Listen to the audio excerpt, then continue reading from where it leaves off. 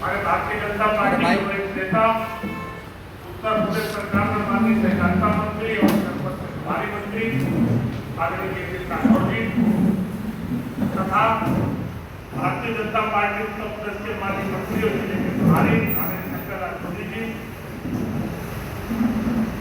आप सबके बीच में नमस्कार वार्ता करेंगे।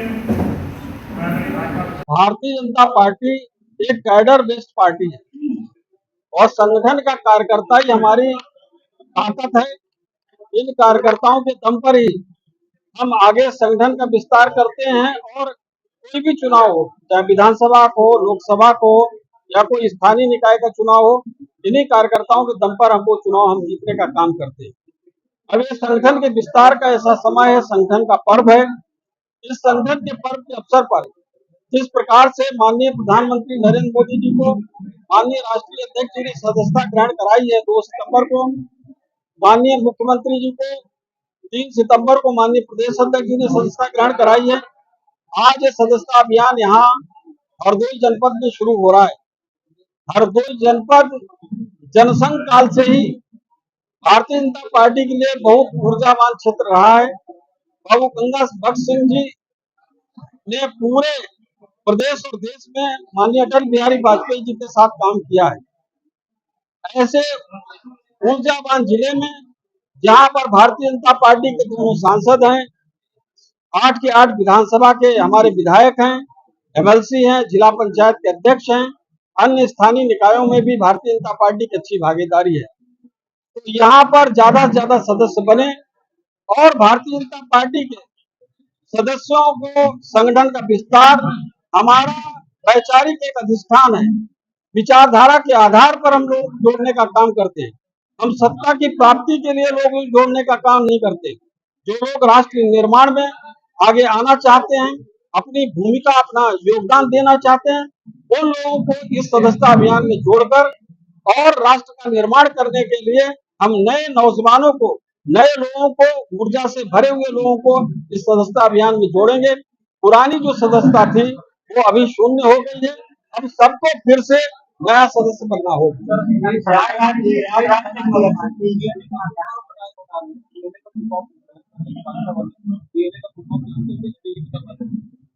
देखिए, ऐसा है कि अखिलेश यादव के डीएनए को बारे में सब जानकारी उनको मिल गई जब नवाब सिंह यादव का डीएनए सैंपल जो मैच कर गया, तो मुझे लगता है कि अखिलेश यादव जी को ज्यादातर वो डीएनए वही चिल्ला रहे थे, अयोध्या में डीएनए करा लो, डीएनए हो गया। अब उसके बाद जांच आगे बढ़ रही, अब क्यों पेट में दर्द हो रहा है? अखिलेश यादव जी इसी प्रकार के समाजवादी पार्टी के कल्चर के लोगों को अगर नियंत्रित नहीं करेंगे, और एक उस घटना को मैं याद दिलाना चाहता हूँ, जिस तरीके से आप लोगों ने नवाब सिंह यादव को जिस तरीके से जिन वस्त्रों में देखा है, क्या वो सभ्य समाज के लिए वो उस प्रकार का आचरण है? एक महिला के साथ बैठे हुए किस तरीके के वस्त्रों को वो धारण किए हुए थे, वो भी अखिलेश यादव जी को देखना चाहिए। और यही कन्नौज है जहां पर उनकी स्वयं पत्नी डिम्पल यादव जी, वहां पर हुड़दंग जी, इनके समाजवादी पार्टी कार्यकर्ता हुड़दंग कर रहे थे, उनको भी कहना पड़ा था कि आप लोग शांत रहिए और इस तरीके से बदतमीजी मत करिए, नहीं तो मैं भैया से शिकायत करूंगा। वो दर्द अपनी पत्नी को भी उनका नहीं समझ में आ रहा है, तो बाकी महिलाओं को, बाकी बेटियों का दर्द क्या समझेंगे? मैं समझता हूं कि समाजवादी पार्टी को अपने कार्यकर्ताओं को नियंत्रित करके, अपने लोगों को नियंत्रित करके समाज में एक संदेश देना चाहिए कि इस प्रकार का कोई आचरण करेगा तो वो हम बर्दाश्त नहीं करेंगे।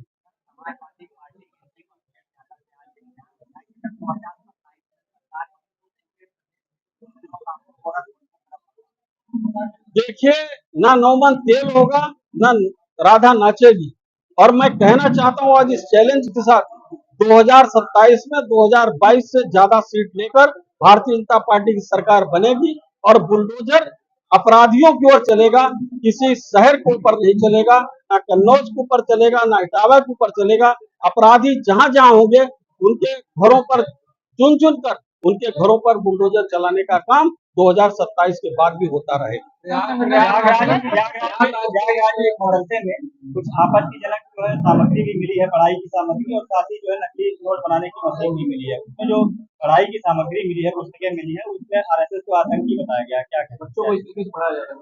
देखिए यही तो है, लगातार इसी बात के लिए आग्रह किया जा रहा है, इसीलिए बहुत से मदरसों को बंद करने का काम किया। और जो मदरसे हैं वो बाकायदा हमारी जो संस्थाएं हैं, हमारे जो बोर्ड हैं, उनसे मान्यता लेकर अपनी शिक्षा व्यवस्था को संचालित करें, तो किसी को कोई दिक्कत नहीं। अब इसी प्रकार से वो अपने एजेंडे के अनुसार वहां पर कोर सिलेबस ये तय करते हैं कि संघ क्या कर रहा है, संघ ऐसा संगठन है। मुझे लगता है कि इस तरीके से रेडिकल्स पैदा कर रहे हैं, इस तरीके से आतंकवादियों को पैदा करने का काम यहाँ पर मदरसों में हो रहा है, इसको रोकने का काम होना चाहिए। और इसके लेकर जितनी भर्त्सना और निंदा हो सकती है वो करना चाहिए। और इस प्रकार के अगर कोई काम करेगा तो चाहे कोई भी जगह हो तो वहां पर उसको ठीक करने का काम यहाँ पर योगी जी की सरकार करेगी।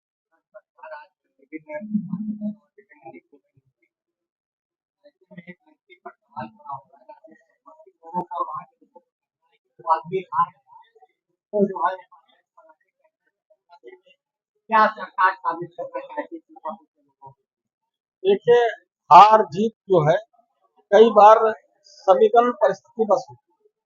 माननीय केशव प्रसाद मौर्य जी चुनाव हार गए, लेकिन हमने उनको डिप्टी सीएम बनाने का काम किया। इससे पहले भी बहुत से लोग चुनाव हारे हैं और उसके बाद हमने उनको नेता बना। हारने के लिए इंदिरा गांधी जी भी चुनाव हारी, अटल जी भी चुनाव हारे। तो हार जीत चुनाव में लगी रहती है, उसको उस तरीके से नहीं। और राजेश वर्मा जी हमारे योग्य और अच्छे नेता हैं और उनकी एक पॉलिटिकल अच्छी समझ है, सोच है। और मुझे लगता है कि वो बिल्कुल सही व्यक्ति हैं उस ओबीसी मोर्चा के अध्यक्ष, वो आयोग के अध्यक्ष बने।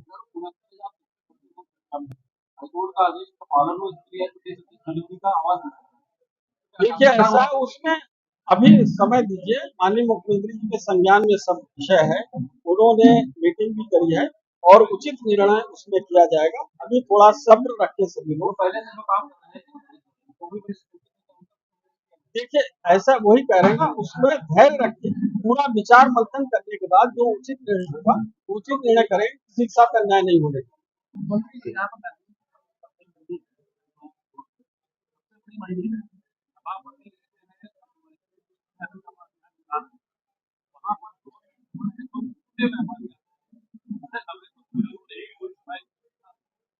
चलिए मैं प्रशासन से बात करूंगा इस बारे में।